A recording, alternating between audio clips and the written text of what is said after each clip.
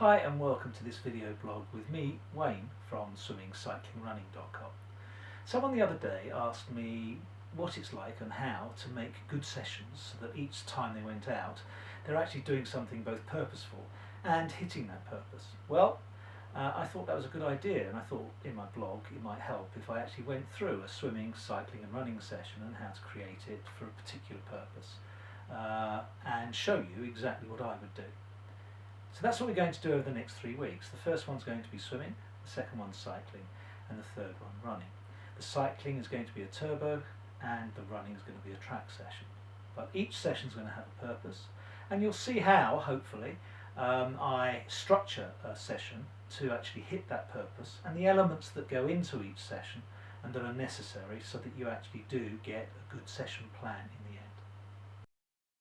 Okay, so we're sitting in front of a blank spreadsheet. This is what we've got to fill in to design our complete swimming set. Well, the first thing to do is make sure that we know what venue we're at, and we're going to be in St Helens 25-metre pool. It's quite important to put that 25 metres up there because sometimes you forget. And designing a purpose, well, with every set that you do should have a purpose, even if you're saying, it's just a recovery swim. Okay, well, that's what it is. It's a recovery swim, and that's the purpose, and your set will be designed to make sure you do the recovery. In this particular one, 3 weeks from this date, we've got the Hatch End Triathlon, so we're going to do race warm-ups because a lot of our club goes in for that. It's our race, and for some people it's actually a major target. After that, we're going to test 400-metre pace. Why is that? Well, the Hatch End Triathlon is a super sprint. It is actually 400 metres, so we're going to make that race specific. And the third thing we're going to do is build up lactate tolerance. So we want all of those things in one session. Lactate tolerance will build up lactate and flush them away. So that's what we're looking at. Every single session you ever do should have a warm-up, a main set, and a cool down. But how do we actually fill in those? What are we trying to do? Well, if we take a look at David Powers here, I work in levels of effort, level 1, 2, 3, 4, and 5. And to describe those briefly, level 1 is recovery and some long-term aerobic effects. Level 2 is long-term aerobic, and things like drills will be done in that, and skills work. And also, if you're racing Ironman, you'll be racing probably high level 2, low level 3. That's your areas for racing Ironman, or long distances if you like. If you're racing Olympic, you'll be low level 3 to high level 3. And if you're racing sprint, you'll be high level 3, and you might even dip into level 4. So level 3 is high end aerobic work. Level 4 is what we would call the lactate area. Building lactate tolerance and lactate production would be on level 4. And level 5 is purely speed.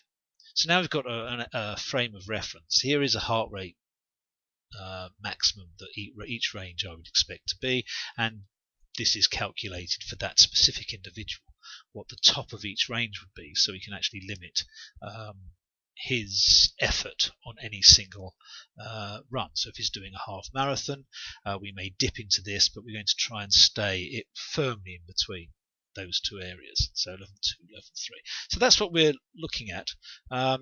Most drills will be done in level 2, warm-ups and recoveries will be done level 1, race pace work will be done level 3, and then lactate tolerance will be done level 4, and on level 5 we're going to do our pure speed work. So let's go back to our session plan here. So we know we're doing it at St Helens Pool, we've got our race warm-up. Okay, so our first line of our warm-up will be to swim 2 lots of 200 meters, and I've allowed a time of 4:15 for it. As I said before, the energy level we're going to use is level 1. And if we look at the instruction here, you should always have instruction. Slowly increase pace over the 400 meters. The 400 meters obviously is the 200 meters. And that should get you at the end of that swimming at what you think is your triathlon race pace. Next line, we're going to do a build set. 4 50 meters on 110, and we're going to build each 50 meters to fast. So I'd expect every half length to get slowly but surely faster till the last half of a length where you're going above your race pace. Next, we're going to do turns. Why turns? Well, in the Hatchin Triathlon, it's a pool swim, and it's rather important to build fast into each turn, as it says here. But what we're going to do on the second length is finger drag the second 25 meters. So the first 25 meters we're building to a fast turn, which is important in the race, so we don't just stop at the end. And then the second length, we're just going to finger drag. We're going to remind ourselves of good form. So we're doing 3 50s again on 110. The last part of our warm-up is going to be speed to form. Again, 3 50s, but this time I've taken it to 105. And the instruction here is 1 length fast, 1 length good control. Why are we doing that? Well, in race situations, it's often the case that someone just goes out with the adrenaline, running, and everything else above the speed they can maintain. And if you do that, and it's true of open water swims even more than pool swims, if you do that, it's important to be able to say to yourself, right, I've done this before, I'm out of breath, I've got to get back into good control and good form. That is good race practice. It's good for you to try to train that way if you can. So the end of my warm-up, I would say, okay, we're doing a fast 1 length, and then we're moving that to good control. That'll raise the heart rate so you're ready to race, and also it'll remind you, hang on a second, if this happens, I'm back in control again. Right, the main set. Remember I said we were going to do split 400s for this, or test 400 meter pace. We're going to do that by splitting a 400 into 8 50s. Now I'm just going to blank that out because time's not important. If you see the race, the instruction, we've got race pace plus 400 meters, 10 seconds rest per 50 meter. Yeah, so that 1 minute that I put in there was just purely to tell me how long I think it's going to take, so I can get a total there to tot up the overall session, make sure it doesn't go over an hour. This particular one, 8 times 50s, 10 seconds rest per 50. At the end of the set, take your time, take 70 seconds off of that, and you have your net 400 meter speed. Net 400 meter speed should equate to race pace or just above race pace. Just above race pace will be 1 or 2 seconds per 50 meters above what you expect to do it in the race. That's all. We've worked quite hard on that, so what I would like to do after that is give a 100 meter, 1 times 100 meter recovery, and I'm going to allow 3 minutes for that, which should take into account every swimmer that we have. So that should be a nice, easy recovery. We're going to then do another split 400, but this time we're going to do 4 100 meters.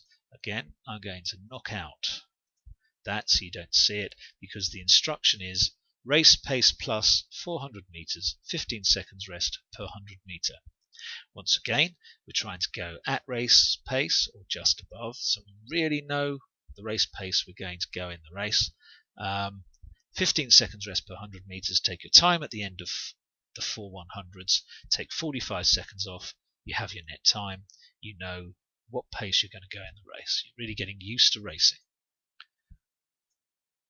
And because we've worked hard, we're going to have 1 100 on 3 minutes at L1 recovery pace. Notice I expect race pace in a super sprint to be done L3. Okay, so that's part of the main set. And I said the second part is going to be lactate tolerance. And here we go. There's the second part of it. Now this is 2 lots of 4 25s on 35 seconds. That's 1 length on 35 seconds. Notice that's L4. Fast 25 meter starts.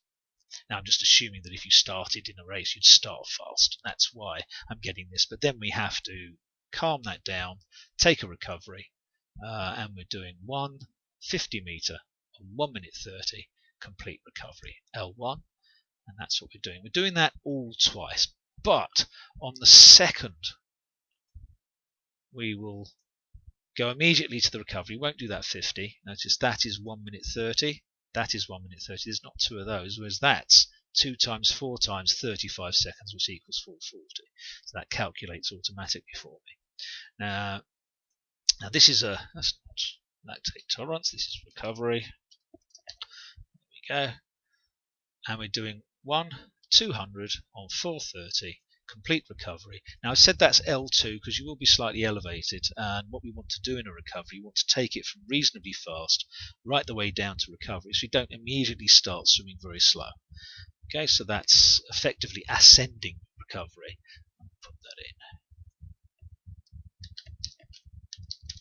Ascending recovery. So we're starting reasonably fast and we're just working that way down throughout the 200. Now, I said we work all these systems and what I expect to work, and what I do at the bottom, one wonderful thing about spreadsheets is you can tot up all of these energy systems and how long you've been inside those within that set, or how long I would expect you to be inside those within that set. And notice the whole set is 2,300 meters. That's 100% of our total workout. In level 1, we're doing 650 meters, that's 28%. Level 2, 700 meters, 30%. Level 3, 800 meters, 34%. Remember, we are fairly close to race season here. And level 4, the lactate tolerance stuff, 200 meters, that's only 9%. That's enough. Total time for the set, 51:55. If we go back up here, I've slightly fooled you there as well, because that already naturally fills in. Of the 1 hour, we're taking up 51, 55, or 52 minutes, doing 2,350. That fits my session, and that effectively leaves me 8 minutes that I can waste with explanations or turnaround times, if you like, in that set. To make sure that I don't go over the 1 hour. If you actually have an hour and you use an hour, you're going over an hour. There's bound to be some time wasted in between one set to the next, to the next, to the next. I've left 8 minutes. I think that'll be enough. Okay, so there we have the first of our session plans done. Hope you enjoyed that. Hope you found it useful. Next week we'll go through the cycle session. We'll actually do a turbo to make it slightly easier for you to be absolutely structured. See you then. Keep well. Bye bye.